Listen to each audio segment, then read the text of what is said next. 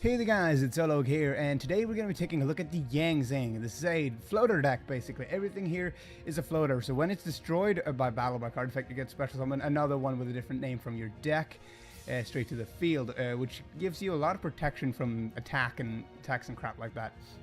Sadly, things like Vanity's Emptiness and Armades kind of kills this deck, but without further ado, let's go into the deck profile and some more choices as we go along. So first we go for the one Tauti, Shadow of the Zing. I just don't like this card in general. It's nice to have one because of a card that I just added in, but you should not run more than one of these guys because of his effect. The additional thing that he gives your synchros is not super duper great.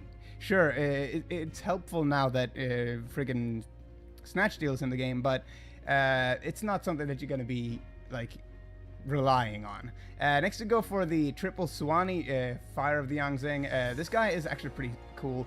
When he's used as a synchro material, the synchro monster gains 500 attack and defense, as well as you can synchro with this guy during your opponent's turn.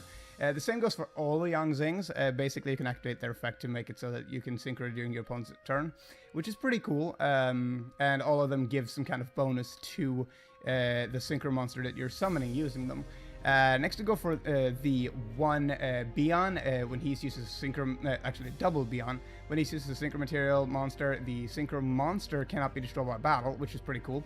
Next to go for the double Sephira Fuxi, Treasure of the Zing. Now the reason why I run this is pretty cool, because when it's special summon for the deck or is pendulum summoned, you can target one, Zing monster you control and turn it into a tuner that isn't Sephira Fuxi. Now, I said earlier that this deck needs, I've always said that this deck needs a level 3 tuner. Now, this deck, this kind of fixes that. It's not that it becomes a tuner itself, it makes another monster the tuner. So you can basically use Zing Creation together with Sephira Fuxi on a Tauti that you already have out on board to make a Boxia really early, which is really nice. Sure, you only get to bounce 2 cards, but who cares? Because, you get Boxia, which is a really awesome card in this deck. It helps out. If you get this thing out, you basically have everything you need. Next, to go for the triple Bixie. This card is really important in the deck because we run Skill Drain. And when Bixie is used as synchro material, you get the synchro monster is unaffected by the effects of trap cards. So, and since it's an off-field effect, the synchro monster that you summon is going to be unaffected by trap cards.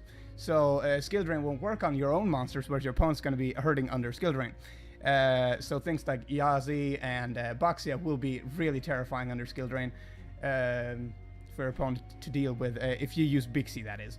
Next we go for the triple Jiaotu. Jiaotu is a really good monster, because if you open up with this guy, you basically can make any synchro that you want. You can either make a really strong Boxia, or you can just go ahead and make a kind of scary Yazi as well. But the main one you're going to be going for is the Boxia, by going for the Jiaotu, activating its effect to special summon a Bixie as well as a Suwani, and then you just make this thing bounce 3 cards, and then maybe activating Skill Drain or something like that to make your opponent not... so that your opponent can capitalize off of effects that happen on the field. Things like Dante, things like any problem cards that you don't want to be dealing with. Not necessarily Dante, but the new one, the Malacoda, as well as just all the Cliff Forts. Sure, the Cliff Forts, they will still get their effects because when they're attributed and shit. This deck is really terrible against Cliff Forts. But against things like Virgil, this deck is amazing, because Virgil is their only answer to a Boxia, and well, let's just say that if Skill Drain's on board, they can't use this effect, and Boxia is going to be stronger if it's used with a Suwani, so yeah. Next to go for the double Pulau. This is a level 1 monster that you can use to go into Formula Synchron, together with, of course, your other tuner, which is Chiwen. And this card is just pretty cool in general. I really like it. And it also makes it so that the synchro monster is unaffected by effects of spell cards. So things like Super Poly, which isn't a thing anymore, and Snatch Steal are completely null and void, hence why friggin' Tauti is not that super great, because they already have this thing. Next to go for the triple Chiwen. This is your level 1 tuner. When a Yangzing monster controls destroyed while this guy's in the graveyard, you can special summon him from your graveyard. And if you special summon him this way, he's banished. Next to go for the triple Yangzing path. This is basically a pot of avarice for the deck. You shuffle in 3 Yangzings from your graveyard back into your deck and draw 2 cards. So it's pretty good.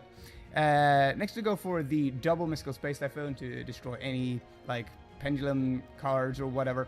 Next to go for the triple Supply Squad. This card is pretty good because of, you know, when a friggin' Yangzing monster controls destroyed out of a battle by card effect, doesn't matter if it's your opponent or if it's your own card effect, you get to draw a card. And if you have 3 of these on board, you get to draw 3 cards when you pop one of your own monsters, because you're going to do that a lot in this deck with your synchros. Next to go for the 1 Yangzing Prana. This is just to kind of get it's a kind of like a blowout card, as well as forcing your opponent to play the way you want them to, which is kind of cool. Next we go for the 1 Bottomless Trap Hole. This is just to stop pendulum plays from happening, and just dangerous plays in general. Just banishing in this game right now is really good, and Bottomless Trap Hole is one of the best cards to do so. Next we go for the double Yangzing Brutality. This card is pretty decent because, you know, sometimes you just need to run over something, and you can just go for Swanee, go for Brutality, and then just get something defensive after that. And just run over anything that isn't like 3,000 attack, because you're going to be getting a 2,800 attack on this thing, which is scary. And then it's destroyed in end damage step, which means that you can go for something like a Beyond after that and just smack your opponent in the face, or heck, why not just go for the Tauti and smack your opponent in the face for 22, which is kind of scary. Next we go for the, actually you don't get smacked because this guy forces him to go into defense mode, but sure, you can still do kind of nasty shenanigans with it. Not gonna lie, it's pretty good. Next we go for the triple Yangzing Creation. This card is amazing balls, just because it allows you to get more floaters on board. Whenever a Yangzing monster, well actually, when a monster you control is destroyed by battle by card effect period, you can special summon another one. And the stupid thing about this card, it stacks. So if you have 3 of these, you get to pop 1, special summon 3. So that's like just ridiculous. Next we go for the double Oasis of Dragon Souls. This is just to kind of get monster floaters on board, shoot opponent, like stop you at some point, or whatever. I just kind of like the card in general. It's neat. Next we go for the 1 Yangzing Unleashed. This is just to, you know, in case we're affected by skill drain, something like that, and we can't synchro during our opponent's turn, and we really need it now, we can use this, or we can also use it to force our opponent into attacking my monsters, which is pretty good. Next we go for the double Skill Drain. This is to stop monster effects on the field, very self-explanatory, and using Bixie makes it so that your synchros are unaffected by the effects of Skill Drain. And then finally we go for the 1 Solemn Warning, and that runs up the main deck.